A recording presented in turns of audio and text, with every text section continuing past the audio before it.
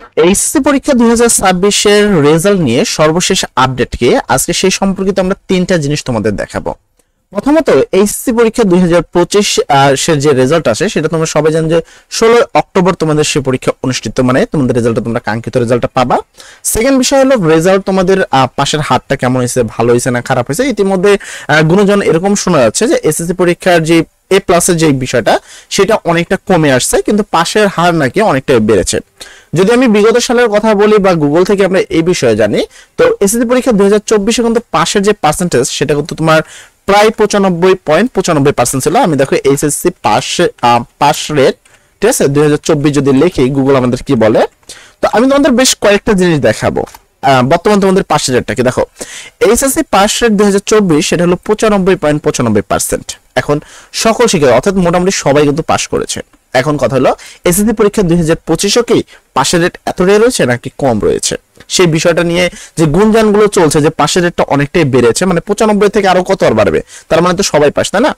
আর প্লাসের রেটটা নাকি অনেকটা ডাউন হয়েছে বা অনেকটা কমছে। আসলে কি সত্য কিনা এই বিষয়টা? আরেকটা বিষয় হলো ছেলেপেলে পরীক্ষায় যে পরীক্ষা তোমাদের খারাপ করছে, এর কারণে এই ধরনের প্রবণতাগুলো কিন্তু প্রচুর পরিমাণে দেখা যাচ্ছে। যে ধরনের প্রবণতাগুলোকে আমরা মনে করি যে এটা আসলে কতটুকু সহনীয়, এতটুকু কিছু বোকা ছাত্রছাত্রী এই কাজগুলো করে। আসলে পরীক্ষার রেজাল্টে যে কতটুকু তোমাদের জন্য ইম্পর্টেন্ট বা রেজাল্ট, আসলে রেজাল্ট তো লাগবেই, কিন্তু এই ধরনের কিন্তু কাজ কোনো করা যাবে না। আচ্ছা, এবার আসি তোমাদের সেই বিষয়টা নিয়ে। তোমরা তো জানো যে 16 অক্টোবর তোমাদের রেজাল্ট দিবে, এটা তোমাদের শিওর। আর যদিও গুঞ্জন ছিল যে 15 অক্টোবর দেবে, বাট রেজাল্টটা দেবে 16 অক্টোবর। এবার পাস রেট নিয়ে একটু কথা বলি। তোমাদের যে পাশের পার্সেন্টেজটা রয়েছে সেটা এখন পর্যন্ত কিন্তু শিক্ষা বোর্ড থেকে চূড়ান্তভাবে তারা বলে নাই, বাট তাদের যে রেজাল্টের যে অনুমান বা রেজাল্টের যে বিষয়গুলো রয়েছে সেখানে আমরা দেখলাম যে বিভিন্ন জালিয়াতি করছে তোমাদের রেজাল্ট বৃদ্ধি করার জন্য। তাই এদিক থেকে আমরা বলতে পারি যে তোমাদের রেজাল্ট তুলনামূলক একটু ভালো হতে পারে, বাট এসএসসি পরীক্ষা 2025 এর কথা যদি বলি সেখানে আমরা দেখছি পাশের রেটটা কিন্তু প্রচুর পরিমাণে ডাউন হয়েছে। সেই অ্যাঙ্গেল থেকে যদি কথা বলি সেক্ষেত্রে কিন্তু তোমাদের পাশের যে পার্সেন্টেজটা সেই পার্সেন্টেজটা অবশ্যই অনেকটাই কমবে। অর্থাৎ তোমাদের যে 95.95% ছিল এই পার্সেন্টটা অবশ্যই থাকবে না। কেননা শিক্ষা বোর্ড কিন্তু একটা কথা তোমাদেরকে পরীক্ষার সময় একবারে বলে দিয়েছিল। সে কথাটা ছিল এমন যে এসএসসি পরীক্ষা 2025 কে কোনো ভিক্ষা মার্ক বা কোনো খয়রাতি মার্ক তাদেরকে দেওয়া হবে না।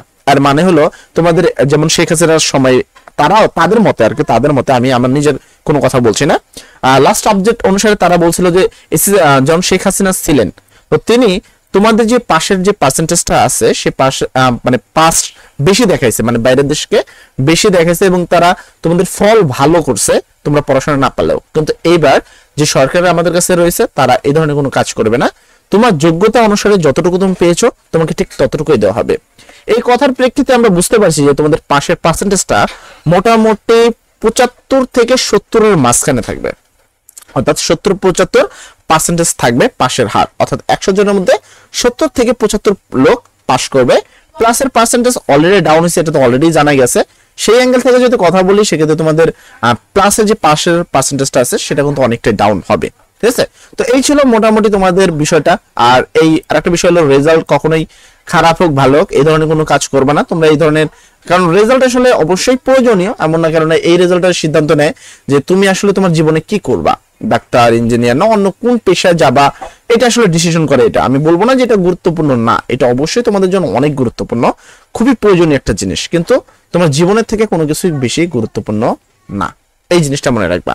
আসলে এই ভিডিওটা মেন করা তোমরা আশা করি এতটুকু তো সবাই জানো যে 16 অক্টোবর তোমাদের পাশের পার্সেন্টেজ। এই ভিডিওটা মেনলি করা হলো আমাদের ছাত্রছাত্রীদের বোঝানো যে এই ধরনের কাজগুলো না করে এই বছর বা এই যে জেনজেড আমরা যেই জেনারেশনটা রয়েছে জেনজেড জেনারেশন, এই জেনারেশনে এই ধরনের প্রবণতা আমরা প্রচুর পরিমাণে দেখতে পাচ্ছি, কিন্তু এই প্রবণতাটা তোমাদের কিন্তু সঠিক নয়, এই প্রবণতাটা খুবই খারাপ।